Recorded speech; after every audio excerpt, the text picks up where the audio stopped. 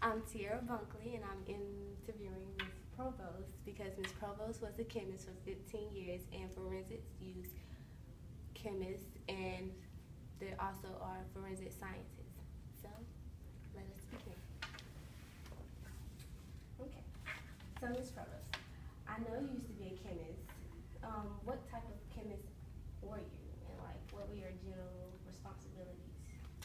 Well, I did a couple of different things. I was an analytical chemist, and I developed methods for testing different aspects of chemicals. And I also was a developmental chemist, and that means I worked on products to help disinfect hospital surfaces. Oh, okay. So, so you actually did combine like two different types of Well, chemistry. I started out as a developmental chemist, and then I moved into analytical chemistry. Okay, so it's like analyzing data for certain things. Okay, so what type of analyzing have you conducted? Like, have you done gas chromatography analyzation? I have. I've used several different types of gas chromatography. I've used liquid chromatography, infrared spectrophotometry, multiple different types of titration techniques. Just trying to think what else. A lot of different types of chemical techniques. So like one of the gas chromatography analyzations you've done, have they been for like any type of drug or anything? No, because I never really worked with drugs. Sorry. No, we analyzed different products using gas chromatography. It was a way to easily analyze whether or not there was a contaminant in something. Oh, so have you ever thought about being a forensic chemist or helping solve cases or investigations? Because I know in some investigations that at the scene, some of the chemicals that have never been analyzed might show up, and the forensic chemists don't know what it is. You know, I never thought of it. I think it'd be cool. I think that kind of science would be fun and interesting. I like it. It's a very fun. It's a lot of math and everything, but it's very fun. Do you ever feel like performing the duties that you do every day, you ever put your life in jeopardy or anything? Or have you ever worked with any type of chemical that, if exposed to skin, can like damage you? Yes, I have. And I've had to be fitted for special gas masks, custom gas masks and things like that, and where I worked with some chemicals that were pretty dangerous. And believe it or not, probably one of the most dangerous chemicals I ever worked with was hydrogen peroxide, but not the kind you get at the grocery store, which is 3%, but 50% hydrogen peroxide is extremely dangerous. So that's the one you told the class about last year, that if it wastes on grass, it just catches on fire. If it touches organic things, it'll catch on fire. That's pretty cool. I wouldn't have anybody ever thought, because we just did a arson unit, and I wouldn't have anybody ever thought that setting a house on fire by using that, they would. It wouldn't leave a trace. They wouldn't really know that it was, because it would just decompose into water and oxygen. Wow. They would never get caught. That would be tough. Except for you'd have to have the container that it would be in. And the container can't be organic, so that would be the only thing. Put it in a milk jug, I guess. Yeah.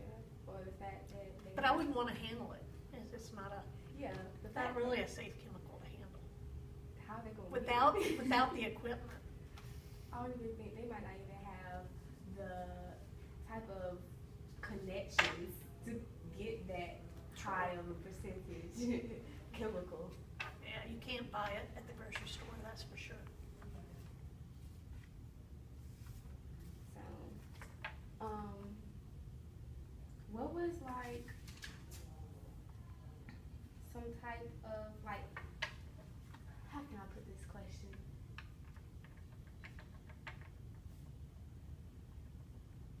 When you went to work every day,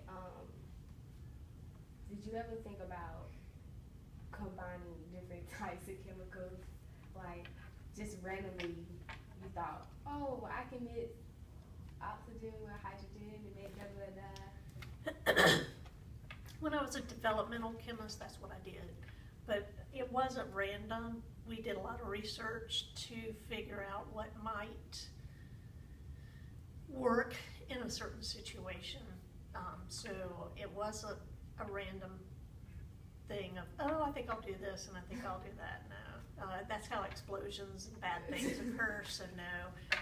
But I did research, and I would test things in small quantities, and then as if it looked promising, then I might increase the size, quantity, and then figure out if that would work even further.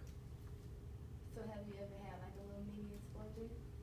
I never did, but I had a friend, a colleague who did, and yeah, we had to evacuate the building for a couple of hours after his explosion because it released iodine gas. Oh, and that's like stains everything. It would, yeah, it makes a red gas that's heavier than air, so it just kind of trails along, but it's highly corrosive, and if you inhale it, it's not good.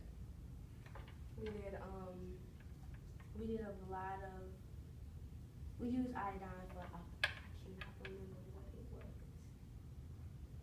But it For was starch, usually use it as an indicator for starch. It'll turn starch black. Or you can use iodine as a disinfectant for skin. And that's what he was working on. He was working on developing a disinfectant for skin containing iodine, but his reaction went a little bit too hot and iodine was released. And yeah, there was an iodine stain on the ceiling, and then the floor tiles had to be replaced. I want to say maybe we use iodine for the beginning of our, is it either our drug unit or our fingerprint unit? I can't remember. But, so what made you not want to be a chemist anymore? Like, what made you feel like it's time to be a school teacher? That's kind of a long story, but my husband and I moved around a good bit, and I couldn't find, we moved to a very rural part of South Carolina, and I couldn't find a job as a chemist. I did, but it was a 45-minute one-way commute, so it was going to take me an hour and a half every day to go from where we lived to where I would work. And I got offered a job with a pharmaceutical company, so I would have worked with drugs then, but I chose not to do that. And then they happened to find out that I had a degree, and the school district there needed science teachers, and they found out I had a degree, and they offered me a job. So and I started teaching then. So you have a degree in like secondary education for science? No, I had to go and pursue that through an alternative certification process. Oh, how long did that take? About a year and a half. Okay. But I could teach while I was doing that. Oh. So like, I wouldn't say like a student teacher, but like a regular teacher. But yeah, I was a regular teacher, but I was going through an alternative certification program. So I had to do that on the weekends. Oh, okay. So like, where did you go to get that done? Coastal Carolina University, because that's near where we lived at the time. Oh, you was living by Myrtle Beach? Mm-hmm. But not in Myrtle Beach. It was very rural. Conway, Georgetown? A little bit further west, called Bennettsville. Okay, I ain't never been to Bennettsville. Yeah, most people haven't. So today, would you say that if you could, would you rather be a chemistry teacher or a chemist again?